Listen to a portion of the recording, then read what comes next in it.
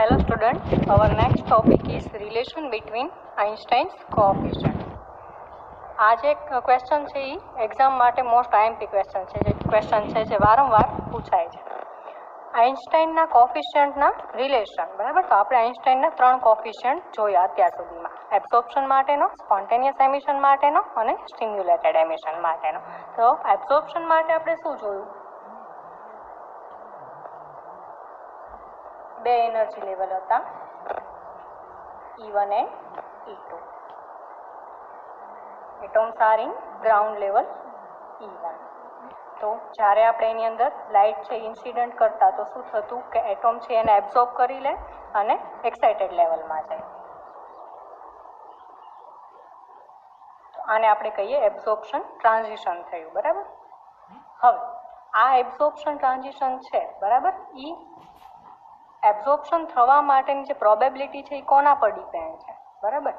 તો અથવા તો કે રેટ ઓફ એબ્ઝોર્પ્શન છે તો એના માટે આપણે એક ઇક્વેશન પણ લખ્યું હતું કે rate of absorption it is proportional two energy density of this light. Means કે એબ્ઝોર્પ્શન ટ્રાન્ઝિશન થવા માટેની પ્રોબેબિલિટી, બરાબર. તો એ કોના પર ડિપેન્ડ છે? તો કે આપણે જે લાઇટ ઇન્સિડન્ટ કરીએ છીએ એની એનર્જી ડેન્સિટી ઉપર. તો energy density means rho f, અને આપણે એના માટે ઇક્વેશન લીધું હતું કે β12. β12 શું છે? તો કે આઇન્સ્ટાઈનનો કોએફિશિયન્ટ છે, એબ્ઝોર્પ્શન કોએફિશિયન્ટ. તો β12 રો એફ એની એનર્જી ડેન્સિટી ઉપર plus number of atoms are in ground level means N1, બરાબર. તો રેટ ઓફ એબ્ઝોર્પ્શન અથવા તો એબ્ઝોર્પ્શન, તો પ્રોબેબિલિટી છે કે એબ્ઝોર્પ્શન ટ્રાન્ઝિશન થવા માટેની, તો એ કોના પર ડિપેન્ડ છે? તો β12 જે છે એ આઇન્સ્ટાઈનનો કોએફિશિયન્ટ છે પહેલામાંથી બીજામાં જવા માટે, એટલે 1 2 રો એફ એટલે અહીંયા આપણે જે લાઇટ ઇન્સિડન્ટ કરી એની ડેન્સિટી ઉપર અને પ્લસ નંબર ઓફ એટમ્સ કે જે ગ્રાઉન્ડ લેવલમાં આવેલા છે એના ઉપર. તો β12 રો એફ N1, બરાબર. સેકન્ડ હતું કે સ્પોન્ટેનિયસ એમિશન. સ્પોન્ટેનિયસ એમિશનમાં atoms are in excited level A2, બરાબર.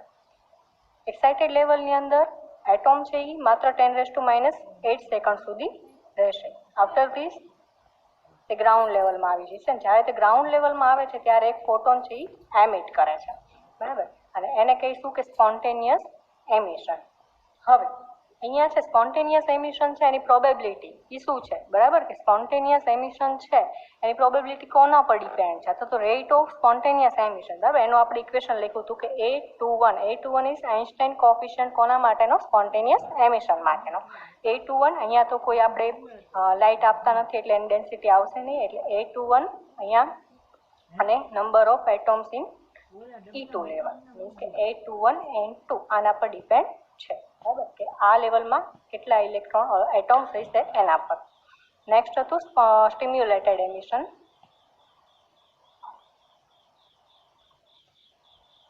બરાબર. સ્ટિમ્યુલેટેડ એમિશનની અંદર ઓકે, હવે સૌથી પહેલા સ્પોન્ટેનિયસ એમિશન છે, બરાબર, એ જનરલ મેટલમાં જોવા મળશે, બરાબર. મીન્સ કે સ્ટિમ્યુલેટેડ એમિશન છે તો એના માટે અહીંયા હું સમયગાળો લઈશ 10⁻³ સેકન્ડ, કે આ જે સ્ટેજ છે એ મેટાસ્ટેબલ સ્ટેજ છે, બરાબર. એ તમને કોઈ એક્ટિવ મીડિયમ હશે એમાં જોવા મળશે. તો અહીંયા એનો રહેવાનો સમયગાળો કમ્પેર ટુ ધીસ થોડો વધારે છે, બરાબર. પરિણામે શું થશે? અહીંયા થોડા વધારે એટમ છે ભેગા થશે અને પોપ્યુલેશન ઇન્વર્સન મળશે. હવે સ્ટિમ્યુલેટેડ એમિશનની અંદર આપણે E2 લેવલની અંદર શું કરશું? લાઇટ ઇન્સિડન્ટ કરશું, બરાબર. આ લાઇટ ઇન્સિડન્ટ કરશું એટલે એ જ્યારે ગ્રાઉન્ડ લેવલમાં આવશે ત્યારે એક સાથે 2 ફોટોન આપશે, બરાબર. એક કયો કે અહીંયાથી જે આપણે ઇન્સિડન્ટ કરીએ છીએ એ, અને પ્લસ સેકન્ડ કે જ્યારે એ ગ્રાઉન્ડ લેવલમાં આવે છે ત્યારે એ એમિટ કરે છે એ, બરાબર. એટલે અહીંયા એક સાથે તમને 2 ફોટોન મળશે અને અહીંયા કેવા મળે છે? એ કોરન્ટ મળે છે, બરાબર. મીન્સ કે બંનેના ફેઝ ડિરેક્શન બધું સેમ છે, બરાબર. તો આ છે સ્ટિમ્યુલેટેડ એમિશન. હવે આ કોના પર ડિપેન્ડ કરે છે? તો સ્ટિમ્યુલેટેડ એમિશન છે એના માટે આપણે ઇક્વેશન લખ્યું હતું કે β21 રો એફ N2, બરાબર, કે rate of stimulated emission is It is equal to β21 Einstein coefficient for stimulated emission rho f. Means કે અહીંયા આપણે પાછા લાઇટ ઇન્સિડન્ટ કરીએ છીએ તો એની એનર્જી ડેન્સિટી પર ડિપેન્ડ કરશે અને નંબર ઓફ મોલિક્યુલ્સ અહીંયા કેટલા છે એના પર ડિપેન્ડ કરશે, બરાબર. તો આપણે આ ત્રણ જોયું. હવે આઇન્સ્ટાઈને શું કીધું કે થર્મલ ઇક્વિલિબ્રિયમની અંદર, બરાબર, કે number of transition from E1 to E2 it is equal to the number of transition from E2 to E1, બરાબર. So number of transition from E1 to E2 it is equal to the number of transition from E2 to E1, બરાબર. Means કે એને શું કીધું કે the number of atom absorbing photon per second per unit volume it is equal to the number of atom emitting photon per second per unit volume, બરાબર. Means કે the rate of absorption, number of atom absorbing photon per second per unit volume, number of atom કે જેટલા ફોટોનને absorb કરે છે per second per unit volume it is equal to the number of atom કે જેટલા ફોટોનને emit કરે છે એ બંને કેવા હોય ઇક્વલ હોય, બરાબર. તો આના માટે મારે લખવું છે કે the number of atom absorbing photon per second per unit volume means કે the rate of absorption, બરાબર. આ તો ખાલી એબ્ઝોર્પ્શનની જ વાત છે. રેટ ઓફ એબ્ઝોર્પ્શન બરાબર આપણે આ ઇક્વેશન લખી શકીએ કે જેટલા એબ્ઝોર્બ કરે છે એ અને કોના પર ડિપેન્ડ છે, બરાબર. મીન્સ કે you can write that β12 rho f n1 it is equal to, બરાબર, number of atom emitting photon per second per unit volume. હવે અહીંયા એમિશનની વાત છે. એમિશન તો બે પ્રકારે મળે છે, એક સ્પોન્ટેનિયસ મળે છે અને એક સ્ટિમ્યુલેટેડ મળે છે, બરાબર. હવે આ બંને એક સાથે નહીં મળવાના, પણ જો સ્પોન્ટેનિયસ હશે તો સ્ટિમ્યુલેટેડ નહીં હોય, સ્ટિમ્યુલેટેડ હશે તો સ્પોન્ટેનિયસ નહીં હોય, બરાબર. એક મીન્સ કે એક સાથે બંને વસ્તુ પોસિબલ નથી, એક સાથે નહીં થાય. તો એની પ્રોબેબિલિટી મારે લખવી હોય તો મારે આ પ્લસ આ લખવું જોઈએ. મીન્સ કે જો આ થશે તો આ 0, આ થશે તો આ 0, બરાબર. તો એ બંનેની પ્રોબેબિલિટી મારે લખવી હોય. અહીંયા એમિશન છે એ બે પ્રકારે, એબ્ઝોર્પ્શન તો આપણે એક પ્રકારે લખી દીધું, પણ એમિશનમાં તો સ્પોન્ટેનિયસ પણ આવે, સ્ટિમ્યુલેટેડ પણ આવે. સ્પોન્ટેનિયસની અંદર જો સ્પોન્ટેનિયસ થશે તો સ્ટિમ્યુલેટેડ 0 હશે, સ્ટિમ્યુલેટેડ થશે તો સ્પોન્ટેનિયસ 0 હશે, બરાબર. તો હું એને પ્રોબેબિલિટી છે એ બંનેને મારે પ્લસ કરીને લખવું પડે, એક હોય તો એક 0, બરાબર. મીન્સ કે એમિશન માટે સ્પોન્ટેનિયસ પ્લસ સ્ટિમ્યુલેટેડ, બરાબર. તો સ્પોન્ટેનિયસ માટે A21 N2 plus β21 rho f N2. Okay, means absorption is equal to this plus this. Okay, now આ ટર્મ છે એને હું આ સાઈડ લાવું તો એ માઇનસ થશે. મીન્સ કે β12 rho f n1 minus β21 rho f n2 is equal to A21 n2. હવે rho f છે એને હું કોમન લઉં તો rho f is equal rho f β12 n1 minus β21 n2 is equal to A21 n2. હવે rho f છે એને હું સબ્જેક્ટ ઓફ ફોર્મ્યુલા બનાવું તો rho f is equal to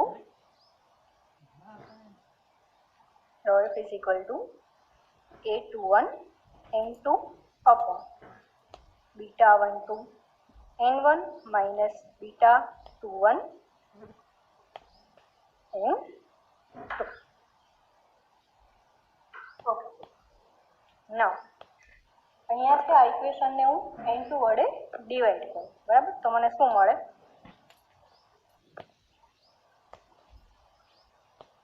n2 વડે ડિવાઈડ કરું તો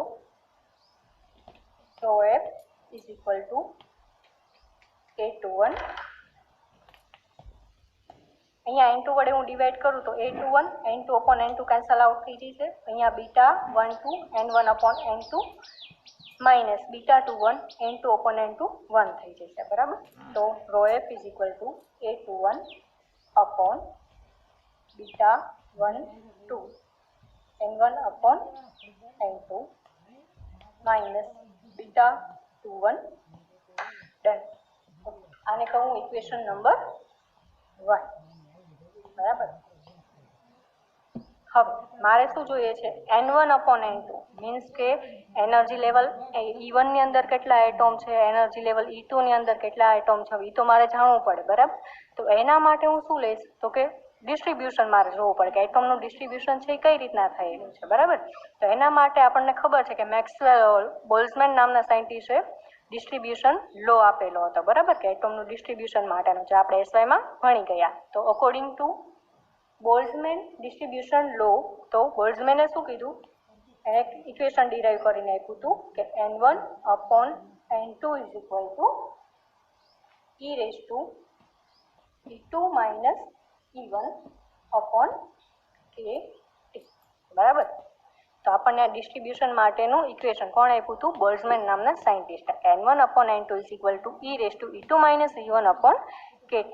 હવે અહીંયા જે k છે એ બોલ્ટ્ઝમેનનો કોન્સ્ટન્ટ છે અને t જે છે એ ટેમ્પરેચર છે બરાબર. પરંતુ આપણને ખબર છે કે E2 minus E1 is equal to HF બરાબર. તો we can write that N1 upon N2 is equal to E raised to HF upon KT. Okay. Now આ વેલ્યુ છે એ આપણે ઇક્વેશન 1 ની અંદર મૂકીએ તો શું થશે, ρF is equal to A21 upon beta 1 2.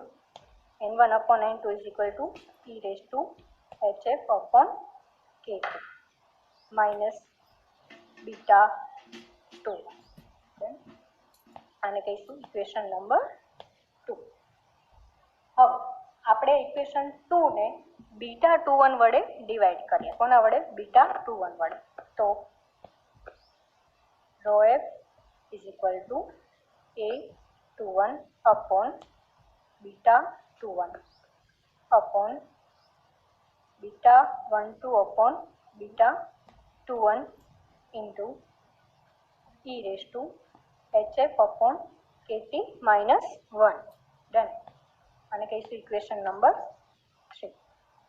Okay. હવે શું કરવાનું, અહીં સુધી ડિરાઈવ કરી લીધું બરાબર. પછી એણે આઈન્સ્ટાઈને શું કર્યું, એને પ્લાન્ક છે, પ્લાન્કનો હાઇપોથેસિસમાં એને ઇક્વેશન સાથે એને સરખાયું બરાબર. હવે કોની સાથે, પ્લાન્ક બ્લેક બોડી રેડિયેશન, એના માટેનું જે ઇક્વેશન છે એના સાથે એણે સરખાયું. શું કામ, અહીંયા પણ શું થાય છે કે થર્મલ ઇક્વિલિબ્રિયમ છે એને કન્ટિન્યુ કરવા માટે અને બેલેન્સ કરવા માટે અહીંયા એટોમ છે એ શું કરે છે, ઇલેક્ટ્રોમેગ્નેટિક વેવ સ્વરૂપે એનર્જી છે એ એમિટ કરે છે બરાબર.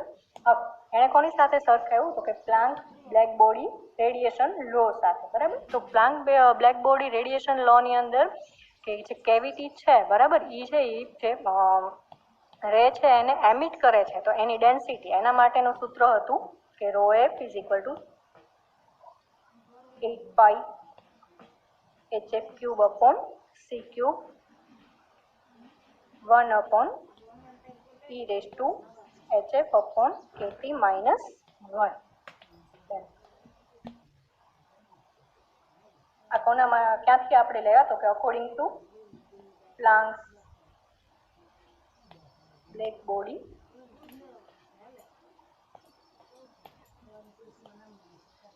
રેડિયેશન લો બરાબર. તો આના Planck black body radiation law મુજબ કે જે કેવિટી છે એની અંદરથી જે એનર્જી છે એ એમિટ થાય છે એની ડેન્સિટીનું સૂત્ર છે ρf is equal to 8 pi hf cube upon c cube 1 upon e raised to hf upon kt minus 1 બરાબર. હવે શું કર્યું, આપણને જે ઇક્વેશન મળ્યું છે એને આની સાથે સરખાવ્યું બરાબર. મીન્સ કે ઇક્વેશન 3 અને 4 એ બંનેને આપણે સરખાવીએ કે બંને એનર્જી ડેન્સિટી માટેનું જ સમીકરણ છે બરાબર. તો આપણને શું મળે,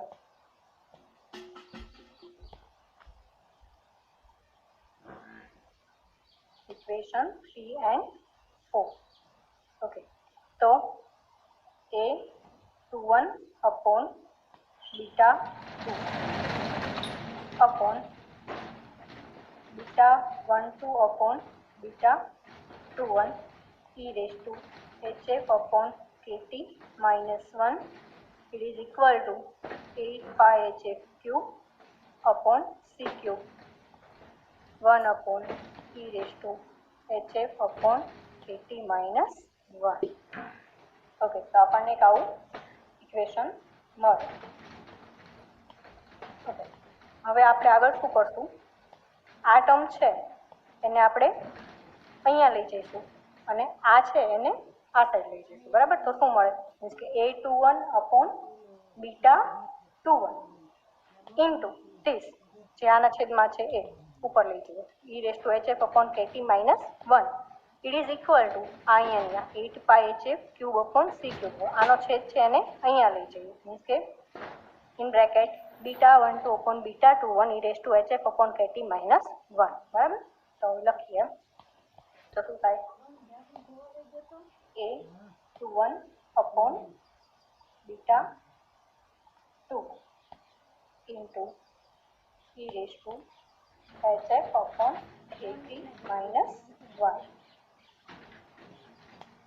It is equal to 8 pi hf cube upon c cube into this β12 upon β21 e raised to hf upon kt minus 1. Okay, બરાબર, ચોકડી ગુણાકાર કર્યો છે. હવે અહીંયા આપણે આને અંદર લઈ જઈએ. બરાબર, તો અહીંયા પણ e raise to hf upon kt છે, અહીંયા પણ e raise to hf upon kt છે. બરાબર, મીન્સ કે આ ટર્મને આપણે આ સાઈડ લાવીએ અને e raise to hf upon kt છે એને હું કોમન લાવું તો શું થઈ શકે, સૌથી પહેલા આને તો હું અંદર લઈ જાઉં. બરાબર, એટલે અહીંયા e raise to hf upon kt હું કોમન લઉં તો શું વધે, ઓકે, a21 અપોન β2. ઓકે, અહીંયા વધશે e raise to hf upon kt હું કોમન લઉં તો આ અંદર છે તો શું વધે, a21 અપોન β21. બરાબર, એવી જ રીતના અહીંયા પહેલા તો આ ટર્મને હું આ સાઈડ લાવું છું એટલે મારે માઇનસ લખવું પડશે. બરાબર, હવે આ ટર્મ છે એમાં મારે hf અપોન kt છે એને કોમન લેવું હોય તો આ છે આની સાથે મલ્ટિપ્લિકેશનમાં છે એટલે શું વધશે, અહીંયા 8 pi hf cube upon c cube into β12 upon β2. Okay, it is equal to, okay, હવે આ ટર્મ બંનેની બાકી રહી ગઈ. બરાબર, એટલે આને આની સાથે હું મલ્ટીપ્લાય કરું તો માઇનસ આવશે પણ એને હું પહેલી બાજુ લઈ જાઉં એટલે પ્લસ થઈ જશે, મીન્સ કે a21 અપોન β21 માઇનસ આ તો માઇનસ જ છે 8 pi hf cube upon c cube. Okay, 1 સાથે છે એટલે બીજું કંઈ તો નહીં આવે. ડન. ઓકે, હવે આખી ટર્મ છે એને હું આ સાઈડ લાવું તો શું થશે, માઇનસ થશે. બરાબર, તો e રેઝ ટુ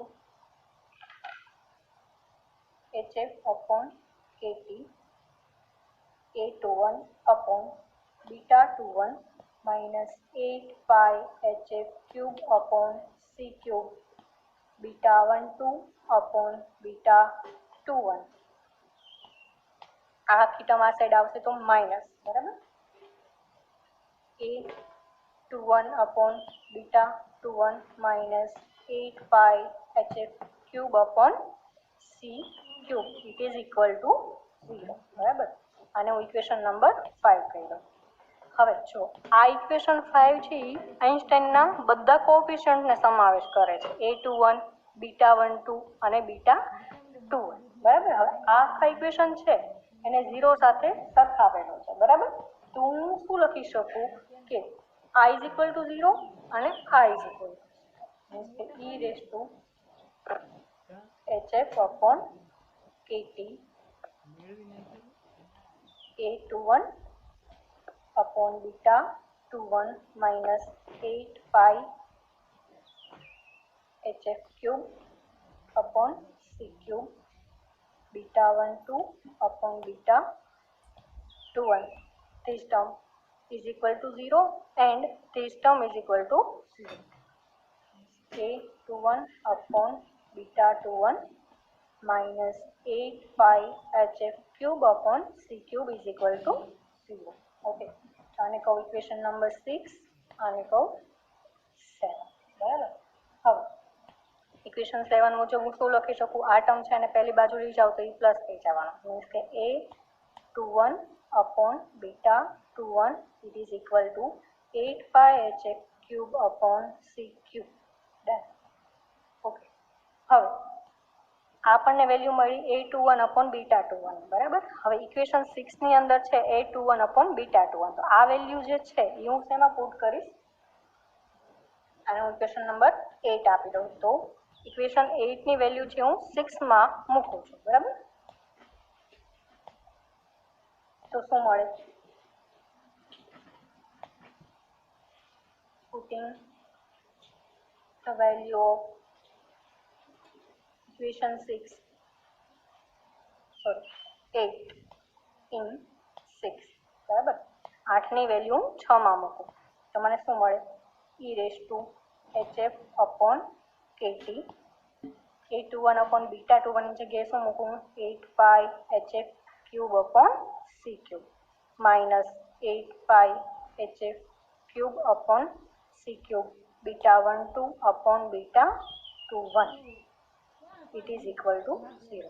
હવે આમાંથી હું શું કરીશ કે 8 pi hf cube upon c cube ને હું કોમન લઈ લઈશ. બરાબર. તો મને શું મળે? કોમન લઉં તો e raised to hf upon kt 8 pi hf cube upon c cube in bracket 1 minus beta 12 upon beta 2. બરાબર. તો હું લખી લઉં therefore e raised to hf upon kt 8 pi hf cube upon c cube 1 minus beta 12 upon beta 21 it is equal to 0. બરાબર. હવે આના is equal to 0 છે. બરાબર. તો આ ટર્મ છે એ આને છેદમાં જતી રહ્યો એટલે 0 થઈ જાય. એટલે પરિણામે હું એવું લખી શકું કે 1 minus beta 12 upon beta 21 it is equal to 0.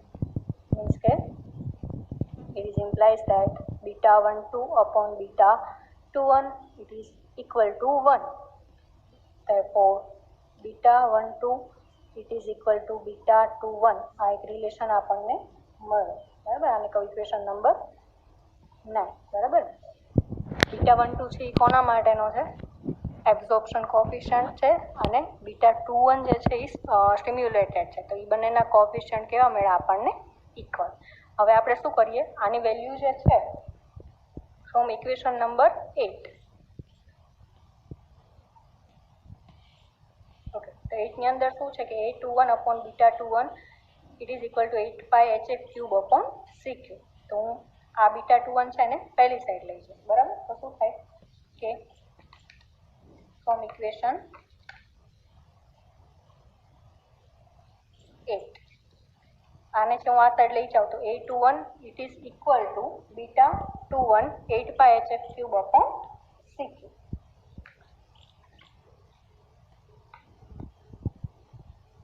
a21 it is equal to beta 21 8 pi hf cube upon 6. બરાબર. હવે અથવા તો બીટા 21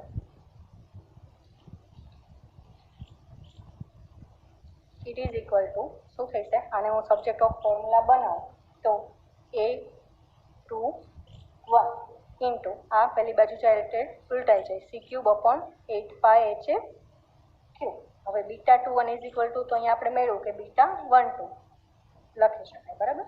તો આ જે છે આઇન્સ્ટાઈનના કોએફિશિયન્ટ વચ્ચેનો રિલેશન છે, આપણું ફાઇનલ ઇક્વેશન છે.